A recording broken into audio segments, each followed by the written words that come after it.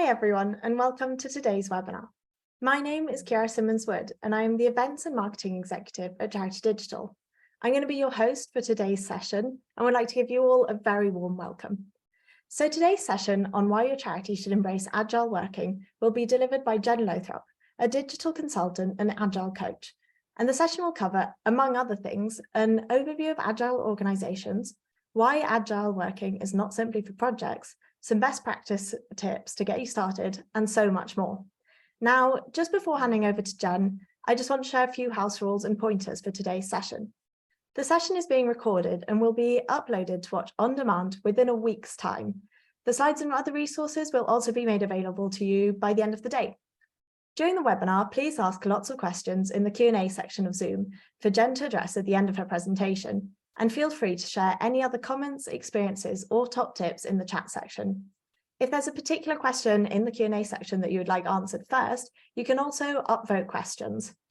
Finally, if you encounter any sound or image issues, please let me know in the chat and I'll do my very best to get the session back to normal as soon as I can. Now, without further ado, let me hand over to Jen.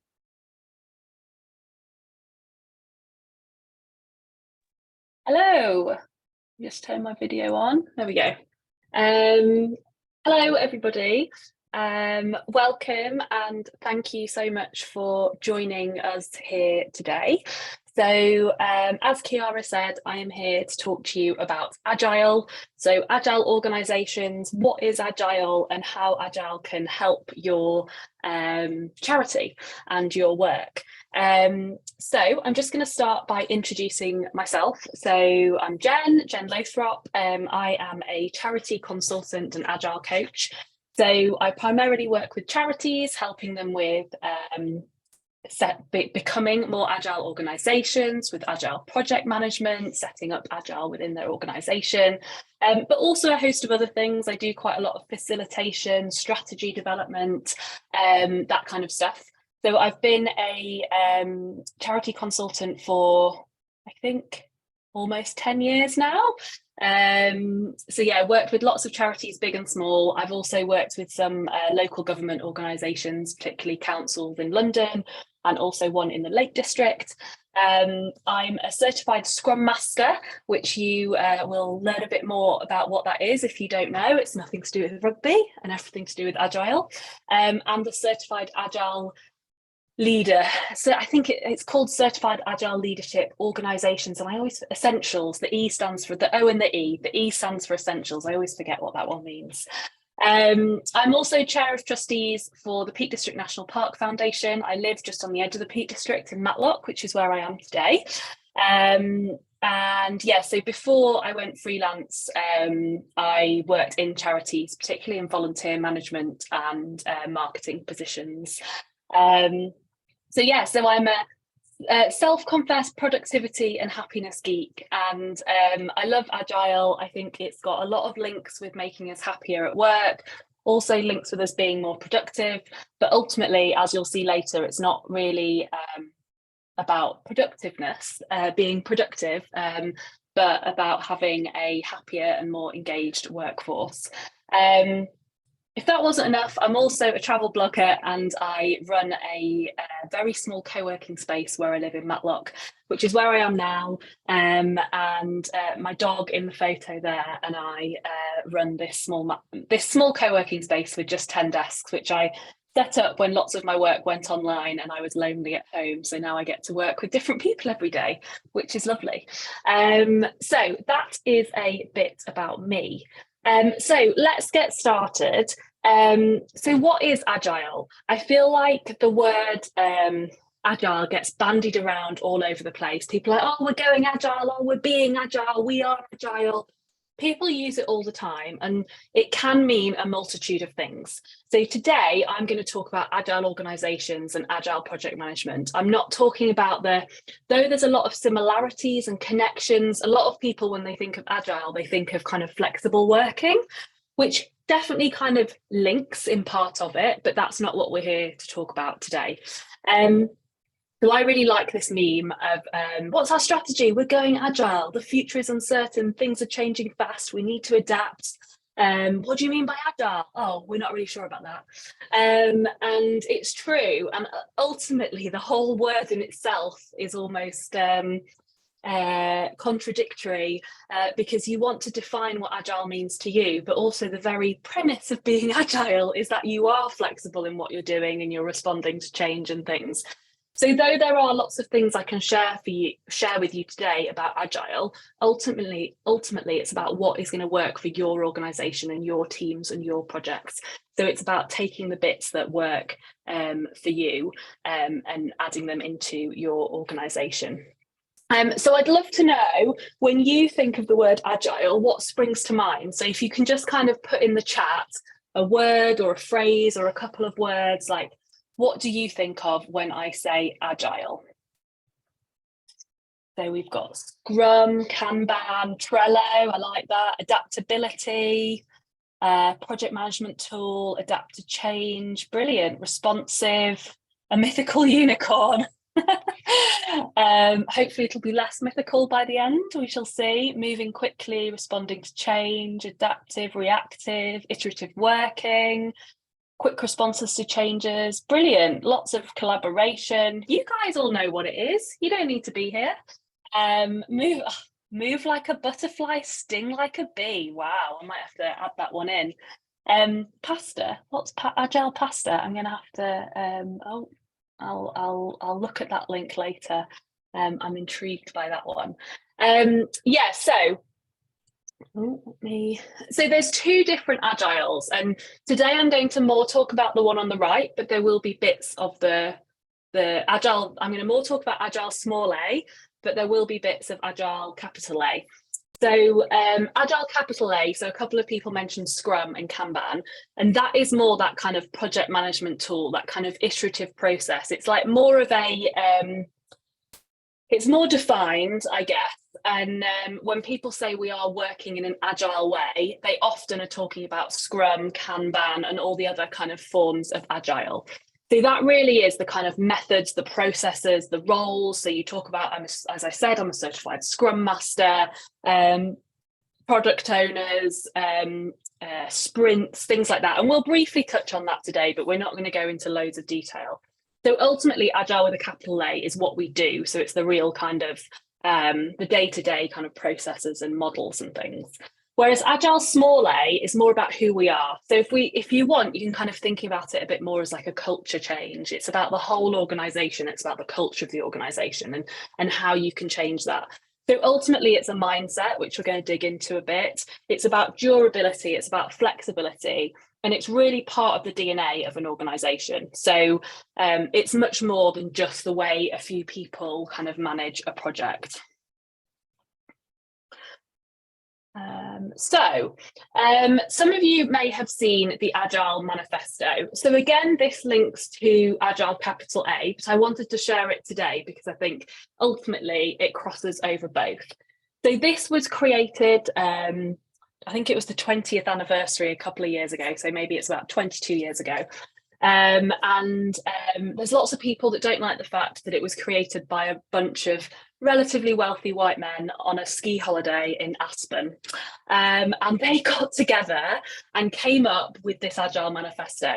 And it's basically seen as like the Bible of Agile. And if you go to agilemanifesto.com or .org or something, you can see this, and you'll also see the Agile principles, which I'll go into a bit more detail.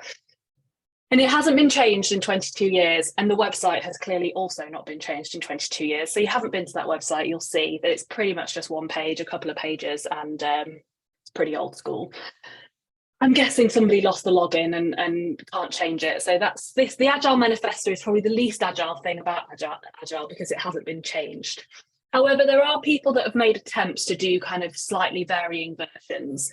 And there's a couple of things. For example, there's one in the principles, which I'm not digging into today. There is something in there about the importance of being in person. And I think with COVID and everything, that's been proven wrong. And we don't have to always be in person and in the room. And I don't think that is a priority anymore. So this is the Agile Manifesto. So the key things to understand is the bits in bold are valued higher than the things that aren't in bold. However, it doesn't mean that the things on the right, get confused with what way we're looking at the screen, but we're all looking at it the same way. So the things on the right are still important. They're just not as important that you prioritize the things on the left. So we have individuals and principles over processes and tools. So ultimately, it means that this is about people first and foremost. This is about your staff, this is about your teams, your colleagues, and this is about your customers. The people are more important than the processes and tools. And that's why we get so bogged down with Scrum or like ways of doing things and structure. And there is an important, that's still important. It doesn't mean that we ignore that and we don't have any processes or we don't use any tools. It just means that ultimately it's the people and what works for your team at this point that is really more important. Working software over comprehensive documentation. So for those of you that don't know, the Agile Manifesto was originally set up for software development. It was very much about working with developers, about getting new apps and websites and things out into the world. So it still has that word software in it, and it is primarily still used for software development. But now it is much wider than that, and it's used for kind of anything and everything. And as I'm explaining today, about organizations as well. But ultimately, this means it's about getting something out the door. It's about doing the work over the paperwork of it. And I think we can all be guilty of getting a bit bogged down in paperwork. And again, it doesn't mean that paperwork and reporting and all that stuff isn't important. It just means sometimes when you want to actually get the job done, you just need to get the job done and you can worry about some of that paperwork after. Next one down is customer collaboration over contract negotiation. So again, this is about putting the customer first.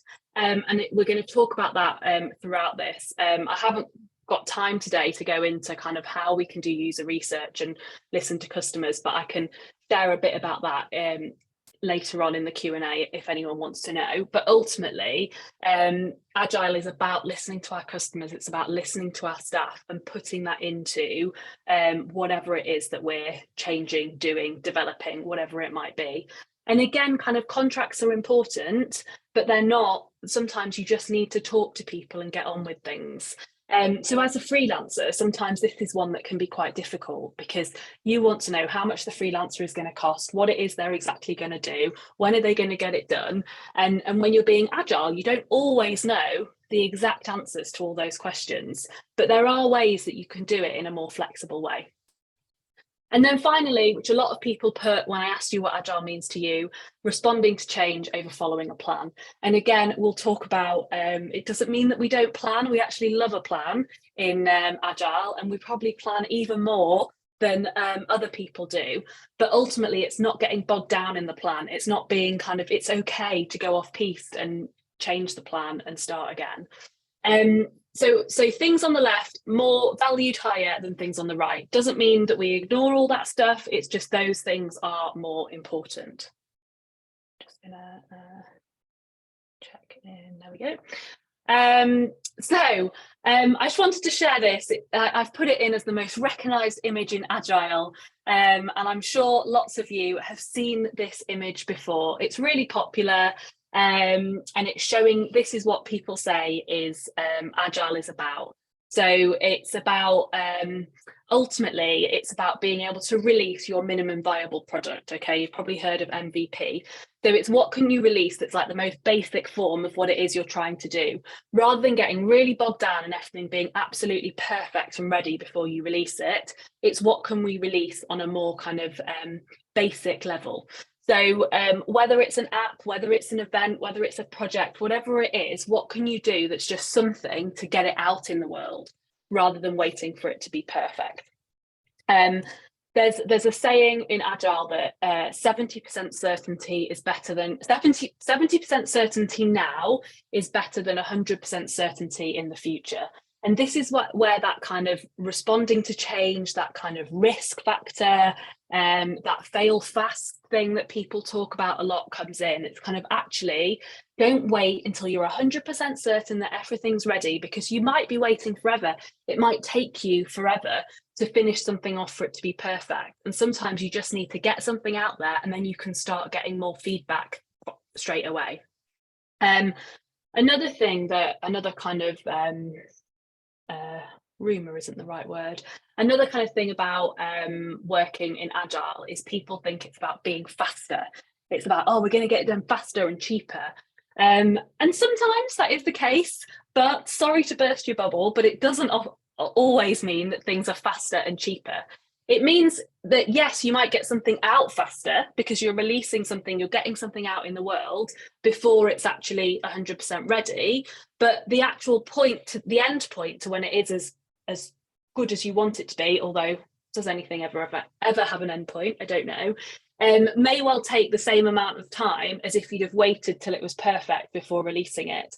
So ultimately, you're getting something out into the world faster, but it might not be that perfect finished thing until to the same amount of time. However, ultimately, the end thing that you have could be better than if you'd have waited, because you're getting that feedback along the way. You're improving and getting it better and better as you go.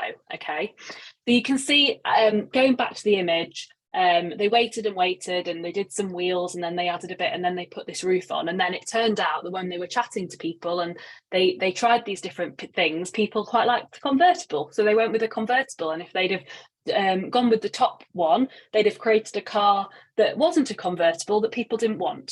So that's obviously quite a basic version of what this means, but that's basically what that image is kind of showing. Okay. So I talked earlier about the Agile mindset, and that ultimately, if you want an Agile organization, that is what this is about. It's about having an Agile mindset. And you can see from that quote on the left, it's about creating and responding to change in uncertain and turbulent times, thinking through how you can understand what's going on in the environment, identifying the uncertainty you're facing, and figuring out how to adapt as you go along. Now, we all had Agile mindset in COVID, in lockdown, because we had to. We didn't have a choice. And so that's a great example of how we do have these capabilities within our organisation to be innovative, to adapt to change, to do things differently. And perhaps that was kind of at a unsustainable pace with COVID, because we didn't have a choice and it was thrown upon us and everything happened really, really quickly. But it shows that it's possible. And I think a lot of organisations have kind of just reverted back to where they were before. And actually bringing some of what you learn and some of what you did in COVID can really help with that kind of Agile mindset. So how can you be constantly thinking differently, that you are adapting to change and you're not setting kind of, well, this is what we're doing and this is the way we're doing it. And you really are going to kind of keep being flexible with that. So an Agile mindset is very similar to a growth mindset. So I just wanted to share kind of like some of the differences of kind of a growth mindset and compared to a fixed mindset, okay, which some organizations still do have. So ultimately, as a growth mindset, you're going to embrace challenges rather than kind of avoiding them. You're going to continue despite failing, because when you're trying new things and you're being innovative, certain things aren't going to work. So, for example, I don't know if Penny, who I work with at NPC, was going to come and join this. So hello, Penny, if you're here. I've been working with NPC for a while, and there was a project I did before Penny started, and we were doing it a certain way and we got some feedback, and then we realized that was actually not what people wanted at all. It was something totally different, and this was to do with kind of developing and analysing people's theories of change. And so we completely changed what we were going to do based on the feedback. And so we kind of failed at what we originally set out to do, because actually realised from feedback that wasn't what people wanted. So we didn't ultimately fail, but we were listening and changing and doing things differently as we went along. So that's a really good example. Believing in people that they can increase their intelligence and skills is really important. And I think that links to people being able to do different roles. Like a lot of it's kind of like, oh, well, that's their role, that's their role, that's their role. And actually, when you start to kind of embrace that kind of cross-sector and cross-team working, you start to realise that people can learn and adapt and do different things to what perhaps their original roles were. And that's a big part of Agile as well, is that kind of cross collaboration. And so believing that people can kind of learn new skills and do different things in different teams or whatever it might be is really, really important. So there's a few differences. I'd love to hear what ideas you might have for how you might be able to create a growth mindset in your organisation, or anything that you have already done that is kind of creating a growth mindset. Any ideas or thoughts, put them in the chat. I feel like that's a more difficult question than what Agile is.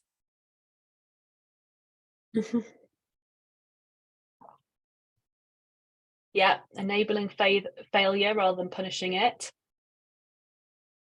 Introducing reflective sessions with your team, brilliant. Involving everyone in strategy discussions, asking their thoughts and solutions, test and learn approaches. Reading weeks, I like that idea.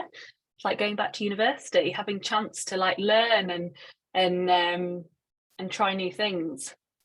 I also really like the it's very hard with charities and time and everything, but my friend who works at Google, they have a kind of like 10 or 20% rule where they get to spend 10 or 20% of their time doing kind of innovative different projects that interest them, that are still in some way linked to the organization, but it's something totally different. And I think there really is that that can be a really great way for people to try new things that maybe aren't in their job description, but it could be something that could really benefit the charity in a completely different space. So if you can kind of offer that flexibility, it can ultimately pay dividends in the end. Another thing, I'm going to keep referring to NPC now, is I work with the NPC Innovation and Development team, and the team had an away day on last Friday, and they went out and they walked and talked together, and came up with lots of different ideas. They talked about personal stuff, they talked about work stuff, and I think sometimes kind of having that space out and about can be really beneficial. Creating a safe environment so others are free to share their ideas. Yes, brilliant. And listened to and respected regardless of their role, 100%. Innovation training with our committee based on a Finnish organisation resource called InnoBus. That sounds interesting. I'd love to hear more about that. Aimed at youth workers who I think can be adapted. Deliver what your customer wants, not what you think they want, 100%. Test, tweak and retest as a cycle. Yes, brilliant. Love all of those. Another one is things like celebrating success and failures. So kind of sharing in the open, kind of things that are going well, things that people have learned, all that stuff can really help.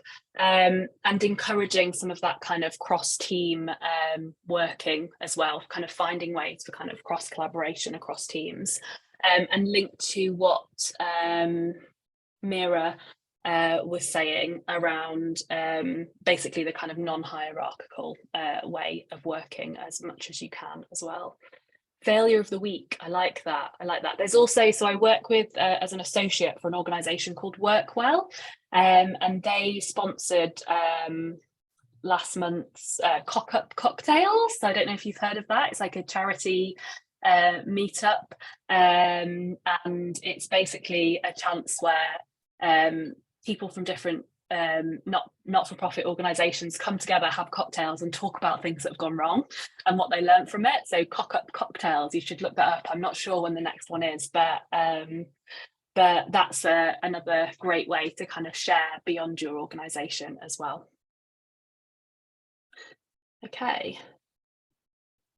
So, but how do we plan? People are like, oh, but if we're changing all the time, how do we have a plan? Ultimately, the thing with agile organizations is having really, really clear goals. It's about having those clear goals that everyone in the organization understands, everyone is signed up to, everyone knows what they mean, and not being micromanagey about how it is that you achieve those goals. If everyone is really clear on what that goal is, what those goals are, and what they really mean, then it's about, as teams, cross teams, individuals, whatever, working out together how it is you're going to achieve those goals. So when you've got those really clear goals, it makes it's not about being set in stone and how you achieve them. It's about being clear on what they are and then being flexible around how you achieve them. So the 5 circles around the edge are the Scrum values, which I think are kind of much broader than Scrum, and I think are really important. And so when you've got your goals, these kind of, if you can bring in the 5 points around the edge, that's when you get kind of that success of moving forward as an organisation. The first one is commitment. So how can you ensure that your team and you as an individual everyone's committed to those goals? Everyone really needs to be bought into them and believe in them and be committed to kind of achieving those goals, and committed to working together as a team. Focus. So again, when you've got those goals, you can be really focused on what it is you're trying to achieve, and not be going off and doing, it's like, actually, is this working towards our organizational goals? And if it's not, okay, probably shouldn't be doing it. Or if you really think you should, then there's probably something wrong with the goals and something needs to change. So really being focused, being open. So that kind of goes back to kind of being open about failure, being open about success, just being open in struggles that you might be having. Your team needs to be really supportive.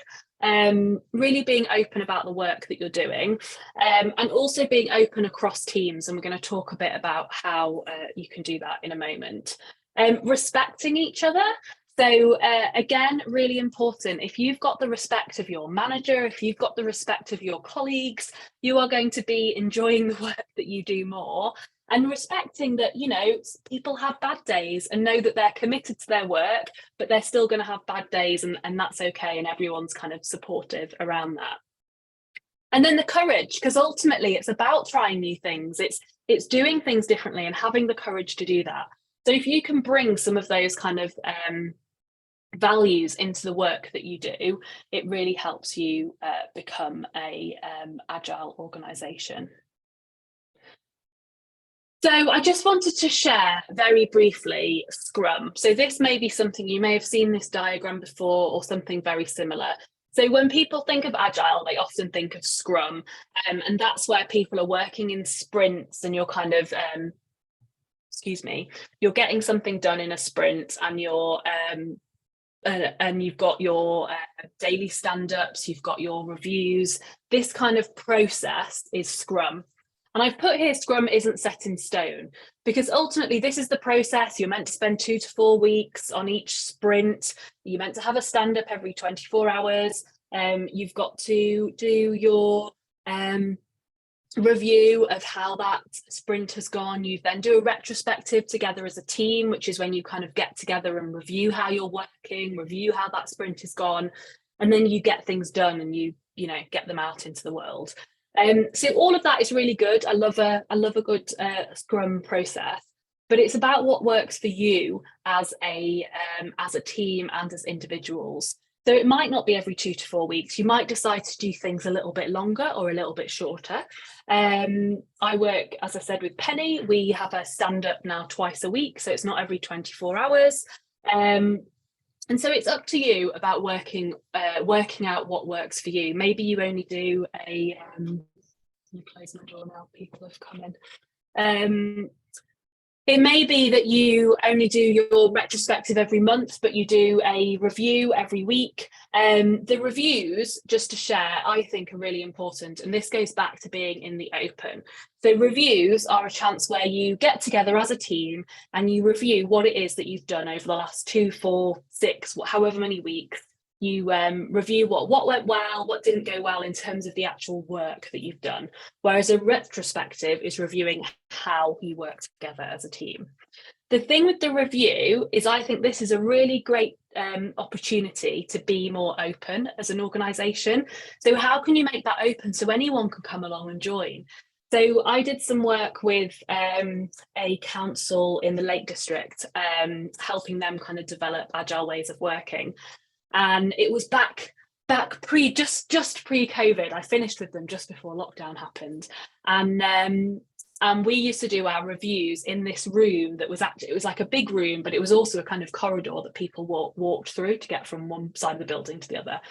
And it was open to anyone to come and join, and we would share what we'd been doing over the last 2 weeks. And there might be questions of like, this hasn't worked, so we're thinking of doing this differently, or what do people think of that? And people used to come. People used to stop in for 10 minutes. The chief exec used to come, and I remember the first time he came, he was like, oh my God, that was incredible. That was the most I've learned about this team or other teams have done in months. And he, you know, straight away things could get solved of like, oh, we're not sure if we can do that. And it'd be like, yeah, absolutely, let's do that. Like, let's go for it. And so those reviews are something that sometimes just become like a thing that the team do to share the work that they've done, when actually that's a really great opportunity to be open and to have other people join and feedback and get those ideas, and also answer questions that you might have kind of immediately, rather than having to go through some hierarchical process or whatever it might be. So I'm a big fan of reviews and making them as open as possible. I'm also a big fan of the daily scrum, which again, you might have heard, it's kind of the what did we do yesterday? What are we doing today? And how any blockers, any problems, what can people help with? And it doesn't have to be daily, but I think that kind of really quick check-in, it's meant to only be kind of like 10-15 minutes with the team, is just a really nice chance for everyone to understand what everyone's working on, be like, oh yeah, well, I can have a call about that with you later. Again, those little morning scrums can be really, really helpful.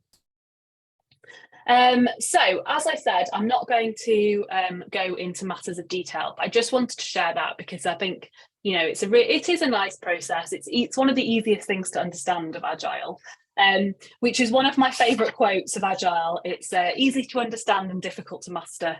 I still don't consider myself a master of Agile. Every organisation I work with is different and it brings new challenges.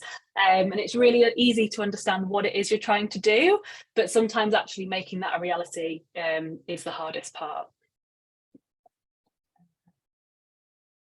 Okay, so somebody else mentioned Kanban board. This is an old Kanban board of mine for my organisation when I had somebody working with me. And I've got my backlog, I've got my to-do, things that are blocked, things that are in progress, and then the kind of the done. And then there's test and sign off as well. And so this again is quite a visual, somebody mentioned Trello in the chat, a visual way of seeing kind of work kind of move through a scrum, or just it doesn't even have to be, it can just be a continuous thing. So I have one personally myself, which is like my holy grail to-do list, where I put everything in. This is an old one. Like my one now is color coded. It sometimes has deadlines in. It's you know, it's blocked if I'm waiting for a client to get back to me, or it's in test and sign off if it's just a case of them saying yes, that's done. And I love it. I have one with different clients often, and again, kind of it's another way of being open. Like, don't make it kind of like, oh, this is for our team and no one else can see it. Like, don't you think, I feel like so many people spend so much time wondering, what do HR actually do every day? What do the events team actually do? Wouldn't it be nice if you could actually just see? And I think there's sometimes people get a bit nervous of, oh, isn't that micromanaging? And so there's a fine line. It's not about, that's the trust and the commitment and the respect. It's not about kind of checking in on people, but it's about actually the interest of kind of, oh, what is it you're working on? And oh, well, maybe I could actually help with that. Oh, that's really interesting. I've always wanted to learn more. Can I come to your next meeting? There's loads of really great benefits of making that open. And again, back in the day, these used to be on a wall in an office where everyone could see them. Now it's using things like Trello, Asana, Monday, whatever works for you. I've tried all of them. They've all got benefits. It depends how detailed you want to get. Jira is a popular one for like software development. Trello is the free version you can do a lot with, and for me it's just the easiest to understand. If you're not trying to get too complicated with processes and things, and you just want this clear board, I think Trello is often the easiest. So what you might find in an Agile organisation. So I've just kind of thrown a few things out here, and I've talked about some of them already.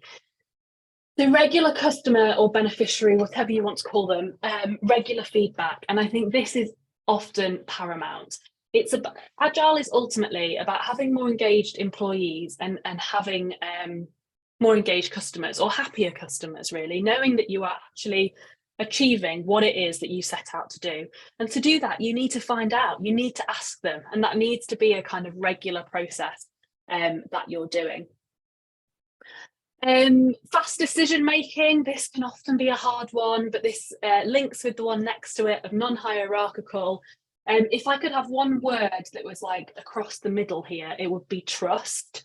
And for me, that is so important. And when you've got those goals and you know that everyone's signed up to it and you've got that trust, you should have trust that people are committed, trust that people are making the decisions that are the best possible decision that they could make at that time. And know that, you know, sometimes things do go wrong, sometimes people do make the wrong decisions. And yes, there are certain things that you will need to have sign off for, but how can you make that as easy as possible and it doesn't become this really long paper chain and up the hierarchy or whatever it might be. If you're having to go through all these things, that's not agile. It's about letting people and teams kind of make those decisions together. Open meetings, as I talked about, so whether it's reviews or other meetings that are open, cross-functional teams and cross-organizational collaboration. So how can you use people's different skills, train people up in different skills, help people kind of work collaboratively on projects. Goals and values that everyone's signed up to, anticipate and ready. So lots of things that you guys put in the chat right at the start. And the retrospective. So as I said, retrospective is about the team getting together and looking back on how they've worked together, what's worked, what could be improved, and all that stuff. So that's just a few things that when you think of an agile organization, it would have some of these things. And I'm sure there's some that you're like, oh, we already do that. And others are like, oh, I'm not sure if we could do that. So really thinking about how could you bring some of these things into your organization. Linked to the hierarchy, I just wanted to show you a couple of different examples of organizational structures. So the typical structure is the hierarchy structure, right? So you've got your CEO and you've got your trustees and whatever at the top, and then you've got your directors, and then you've got your heads of, and then you've got your managers, and then you've got, you know, all whatever it is, and you've got that kind of hierarchy. And that's traditional, and it works for some. But when you think about agile organizations, it's a much more informal structure. It's about that those relationships with each other, and this, you can see, it's like a web of people being connected in different ways, and knowing that, oh, you can go and speak to them about that, and they could help make the decision on that one because that's something that they've done in the past. Or it's about having that influence across the organization and different people working together on different projects. So it's more of a web, and it doesn't mean that there is no hierarchy. You still, you know, you might still want to have line managers or that support. You're still going to probably have to have a CEO or director or someone that's kind of ultimately responsible for the people in the organization and things. But there are ways that you can make that a bit more informal and trusting people to do the job that you employed them to do. Okay, so I want to, how are we doing on time? Okay, I just want to quickly link it into wellbeing. So I've talked about how I do believe that Agile is a happier way of working. And so, moving forward. I just wanted to think about what makes us really happy at work. And these are some of the things, there's loads of research that's been done on kind of what makes us happy at work. And these are some of the things that come up. And hopefully from what I've said so far, you can really see the links to some of these things. So being committed, like if you think about it, when you're enjoying work, it's when you're really kind of committed to what you're doing. You're kind of like, actually, I really love this. I know what I'm doing. I know why I'm doing it, and I'm going to get it done. And that is such a better feeling than when you're like, oh, no, don't know why I'm doing this. This seems pointless. Can't be bothered. Somebody else has told me to do it, and this is a silly, stupid paperwork task. But when you're really committed to what you're doing, it's going to make you feel happier. Engagement, so when we're having fun, innovation, creativity, and those things are different for everyone. Fun especially is a big kind of, some people when you say fun, they're like, oh no, I don't want fun. But other people get really excited. But fun is different for everyone. So how can you bring some of that in? And there are lots of kind of ways with retrospectives and reviews and things that you can make things fun. A greater purpose and goal linked to being committed, really, when you really believe in what you're doing and you know what it is that you're trying to achieve and where you're aiming to get to. So both your personal goals and the organizational goals, and when they can link together, that's like the dream world. But those goals are so important with agile organizations and agile capital A. And so when people have got that kind of purpose that they're working towards, they're going to be happier. Excuse me. Linked with trust, autonomy is so important. The amount of people, friends I've got that have left jobs because they've had micromanagers or they haven't had the trust in them to kind of get on with the job that they are meant to be doing. And that's where Agile, it's all about autonomy. It's about trusting the teams, trusting the people to get on with the job that they are there to do. And also kindness, a welcoming work culture. And with Agile, you're constantly doing those retrospectives where you're talking to people about, is this working for you? Is this not working for you? How are you feeling? How could we make this better? So everyone's actually, committed to the process, that agrees with the process, that it is signed up to the goals.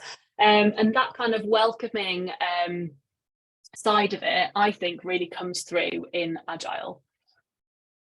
And so linked to that, again, you've probably seen these happiness chemicals, love a happiness chemical. So these are the 4 happiness chemicals, and I just kind of briefly showed underneath how Agile brings out some of these chemicals. So dopamine, as I said with planning, people are like, oh, you don't plan in Agile. No, we actually plan even more. If you think about it, if you do have a daily scrum, or you've got every 2 weeks, you're like replanning your sprint, you're planning even more. And it really is about breaking things down when you're planning that workload. You've got your goal, you work out together how it is you're going to do it, but then you really kind of break it down so it's something that you can achieve in that sprint. So maybe you're writing a strategy. Write a strategy would not be the goal or the thing on the to-do list. It's kind of, what's the next thing that you need to do? And so you're always kind of ticking things off because you're making them, it's a manageable next step. And every time you tick things off a to-do list, you get a little dopamine hit. I'm sure lots of you, I was doing it just yesterday, do something, realise it's not on your list, write it down just so you can cross it out. And you're getting a little dopamine hit every time you do it. So don't feel guilty for doing that. You're making yourself happy, and that's a good thing. Oxytocin, the hug hormone. So again, because you're having all those kind of check-ins and feedback and support from people, you're kind of getting that kind of, we're in this together, we're all working towards these same goals. Serotonin, again, kind of similar with oxytocin, like appreciating each other openly, belonging, togetherness, you're part of this team. And also you get serotonin from like the sunshine and colour and things. And I hate to be a cliche, but there's often a lot of post-its involved in Agile, and those colourful post-its, not everybody loves them, but most people do. So it brings a bit of bright colour into your work. And then finally, endorphins. I don't know if you've heard of eustress. So obviously stress is not a great thing for us. It's not great for our physical well-being, for our mental well-being, but eustress is kind of like positive stress. So if you think about it, when you are really happy at work, you've probably heard of like being in flow state, or when you're kind of really you're in it and you feel really good and you've got lots to do, but you know what you're doing and you're really clear on what you're doing. You've just got to get on with it. That is eustress. So when you're like, oh my God, so much, but I'm loving it and I'm going to get more done. And that's eustress. And when you've got those regular sprints, everyone's clear on the goals, you know what you're doing, you've talked about it together, you know that you've got your team to go to for support, you know if things go wrong, it's okay because we're open to failure. all of that stuff can help you be happier at work and bring those endorphins and give you some of that eustress, because you also don't want to be sat there twiddling your thumbs and not have much work to do. That's not good for us either. So it's about getting that balance right, and it sometimes tips one way or the other. But the more you've got those clear goals and everyone knows what it is they're doing, the more likely you're going to have that eustress. So just want to almost finish, and then we've got some time for questions. So what you measure is paid attention to, okay? So this is really important as an organisation. So these are a few of the kind of things that people might measure. So which do you think on here is the most important to measure for success? Any thoughts on that?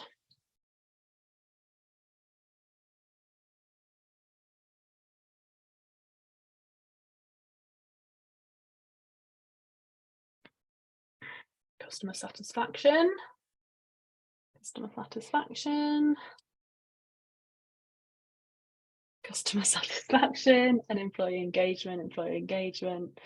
Yeah, so ultimately, the two that are the best to measure are customer satisfaction and employee engagement, because they're the ones that you're going to know if you've got happy customers and happy staff.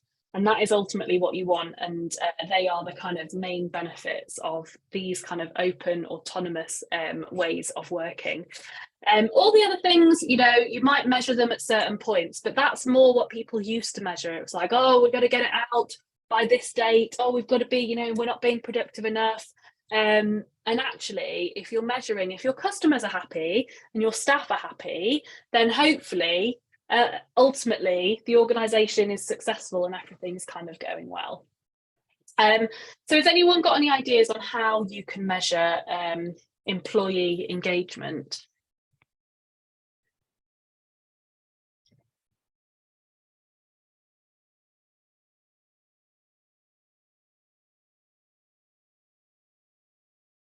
Any thoughts on how you might measure employee engagement? Team surveys, yeah.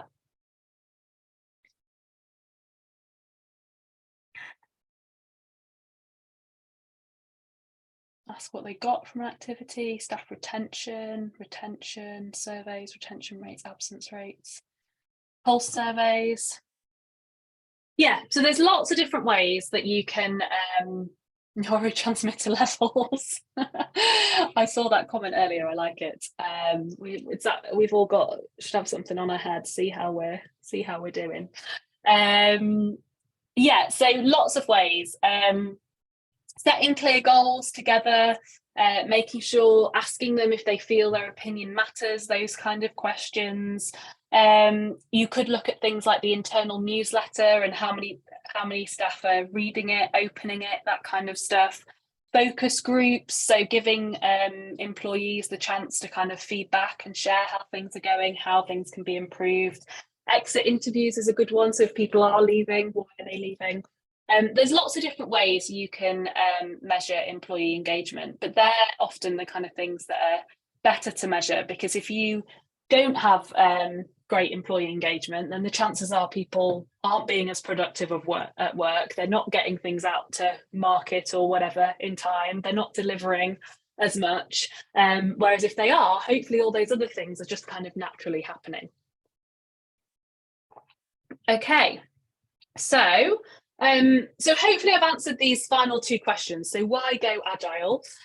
So ultimately, hopefully you'll have increased employee engagement. You get continuous learning and feedback, both from your staff and from your customers. Hopefully increased customer satisfaction, improved innovation and creativity, particularly if you're kind of open to that failing, trying new things, and better cross-team collaboration, which I think links back to kind of better employee engagement if everyone's not working in silos, but they're kind of working together. So there's just a few, and hopefully again I've answered some of these, but how do you actually get started if you're looking to create an agile organisation? So ultimately start small and build incrementally. If you go in, you're like, right, we're going to go agile, this is what we're doing, this is how we're doing it, That's not Agile. You've got to bring people along for the ride. So how can you share some ideas on what Agile working, share some ideas of how you might, do things differently, and see what people think, see what ideas they've got of their own. Because Agile it's not one way of doing it. It's about what works for you as an organization or as a team. Adding in chance for regular reflections, learning opportunities, setting really clear goals. That should probably be at the top, really, but ultimately making sure that is collaborative and people are signed up to them. Looking at opportunities for cross-team working, which might not be the most obvious. There might be kind of totally random opposing teams that could work together on something and bring different skills. Having the goals and the actions and things that you're doing in the open where people can see them. So if you're still going to the office a lot, stick things up on the board. You could have a Trello board or something similar that everyone can access. How can you kind of get those out there in the open? Running open reviews for different areas of work, so people showcasing what it is they've been working on, asking questions of other people in the organisation, getting that out there. And then having regular customer and staff feedback mechanisms and change according to that feedback. So actually listen to the feedback and do something with it. So that, I think, is the end of my presentation. So I can stop sharing now. And I think we've got some questions.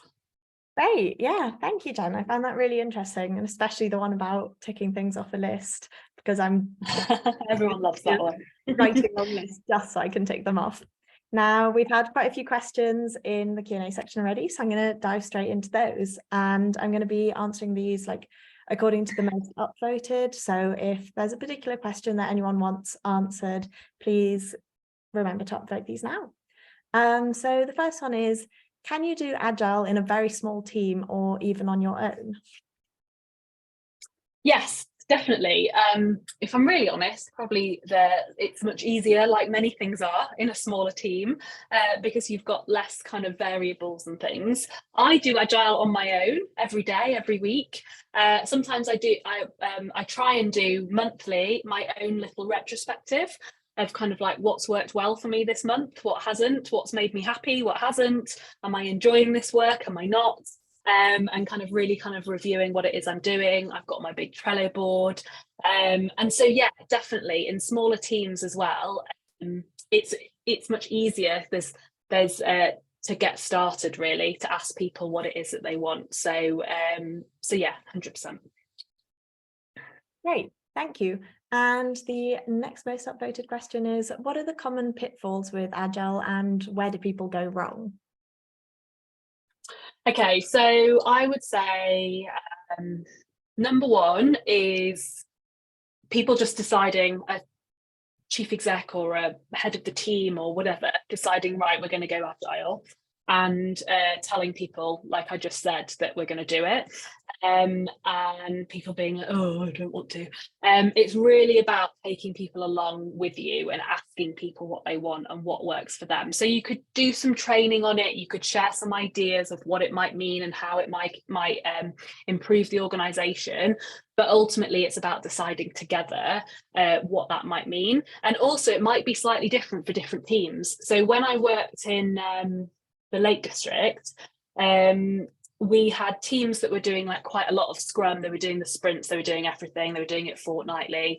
And then we had like the HR team that just had a Kanban board on their wall in their corner of the office. And that was kind of the only thing they were doing. And they would stand around the Kanban board once a week and kind of go through what they were doing and share that. And so it's okay if different teams do it in different ways. So being collaborative, and not like forcing like Scrum that you've got to do daily stand-ups, we've got to do this every week, we've got to do or whatever it might be. And then the other thing is just understanding that it does take time. It's not something that's just going to be instant. So I can't remember what it's called, but there's a learning curve. It basically goes like this, and I'm sure it's like goes up, peaks, and then it's kind of the final people. And it's basically about when you're trying something new, that first bit is getting the kind of pioneers, the kind of people that are really keen and really really engaged with it, and then over time they'll kind of encourage more people to get involved, and then it'll suddenly peak. And then there's always remembering that there's always going to be a few people. You're probably never going to have absolutely everyone on board with everything, because we're all different. You know, it's great to dream of this organization when, you know, every single person is signed up to every goal and they agree with everything and it's all great. So Agile is brilliant, but it's not a perfect world. So just kind of realizing that you can, it'll take time, and there is that kind of curve of getting people involved, really. That's great, thank you. And actually leads us on very nicely to the next question on, do you have any advice for working with volunteers and committee members who are not on board with tech developments and are resistant to most changes in this area? That is a good question. I think it's probably about starting with a smaller ask and proving. So like the thing with Agile is it's about trying something, learning from it, and then doing a bit more, learning from it, doing a bit more. So what could you do that's like, actually, if the board have to agree a budget for something, it's kind of like, well, what we think we want to do is this, can we do a test of spending a smaller amount of money to test this, or ask our customers or ask our staff or something, and then you bring that feedback to them, and if that feedback is what you'd expected, you can then be like, well, look, here's the evidence that this is what people want. And if it's not, then it's like, well, actually, you've learned something and maybe you need to do something differently. So yeah, I'd say kind of there's obviously also probably evidence out there that's worked for other charities that you could maybe get, but if you can do something small within your organization, like testing something small or simple user research or something, so you can bring that evidence back to them, I think, yeah, if you've got the evidence, they can't say no. And as a trustee, that's what I would not say no, but who knows. I think we even have a case study on the Charity Digital website about how Shelter overcame like a key digital challenge through Agile. So you can go find that Nice. if anyone's interested. So the next question is, how do Scrum sprints fit with hybrid and flexible working in teams? Yeah, so I think they work absolutely fine. It's obviously I worked at Waltham Forest Council for a long time, running as product owner and Scrum Master for a couple of teams there, and we were pretty much hybrid 95% of the time. So one of our developers used to live in Spain, the other one only came in once a week, I was only in twice a week. And we would just always, as standard, do our stand-ups on the phone. Sometimes three of us would be in the same room, and other people would be on the phone. Sometimes we'd all be in different places. Again, sprints and things, we just kind of automatic by standard do them online. And sometimes, again, people would be in the same room and some people wouldn't. We use Slack. So Slack was kind of we would just be on Slack pretty much all the time. So if people had little questions in the day, you're kind of on hand to answer them. Sometimes if people couldn't make the phone, we'd do our stand-up on Slack, we'd just type it in, but we'd try and do it on the phone because it's always good to have a little chat. And also it's easier than actually being on a video call, like literally just on the phone. So we might have people on speakerphone, so you just kind of can have that quick chat. So and then having things digitally, so using things like Trello. So if you're in the room, you can have it up on the screen. If you're in different places, you can share your screen.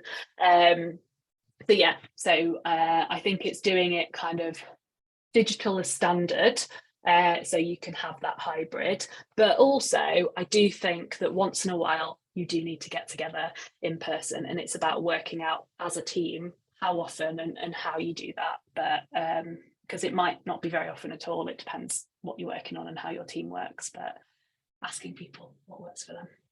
Yeah, definitely. I mean, at Charity Digital, we're all hybrid working, but yesterday for the first time, actually, the whole marketing team was in person, and it was quite nice to kind of actually see the whole team rather than just one or two like in person at a time. But we're conscious of time, so I'm going to go for the last question, which is, do you have any tips on influencing your organization to be more agile?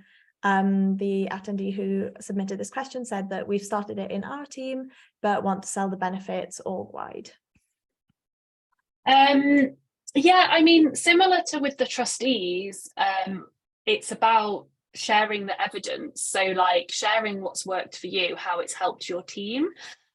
And that is one thing that is a bit harder with hybrid working, because in when you're in a building and you've got things on the wall, people are walking past it and start to ask questions and things. Whereas when it's like a Trello board that they have to go to, it can be a bit harder. But I think using kind of organizational meetings or wider team meetings, or asking to go to other team meetings and share what it is you're doing, sharing the benefits, I think ultimately that's the best way. That's great. I'm also going to very quickly, if I have time, respond to David's question, because I know it's quite specific.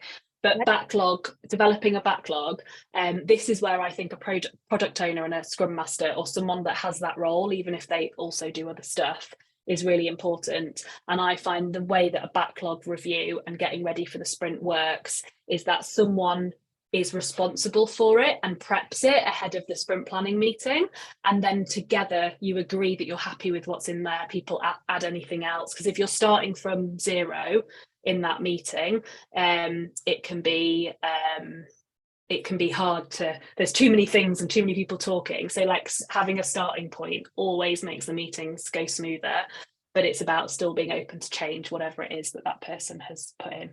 Hopefully I've answered that question a bit. I could go on more, but I'm conscious of time. That's great. Thank you, Jenny. And yeah, thank you for joining us today, both to you and to everyone who attended. Whether this is your first time or not, I definitely hope it won't be your last. I've pasted 2 links in the chat for our upcoming webinars on the 3rd and 17th of August. So I hope to see you there. And if you could share your feedback with us, that would be fantastic. I've also pasted this link in the chat, and you should receive a prompt after you leave this page. The feedback always helps us to shape our future webinars. But yeah, I hope to see you soon, and thank you again, Jenny. Thanks everyone. Have a good afternoon. Bye.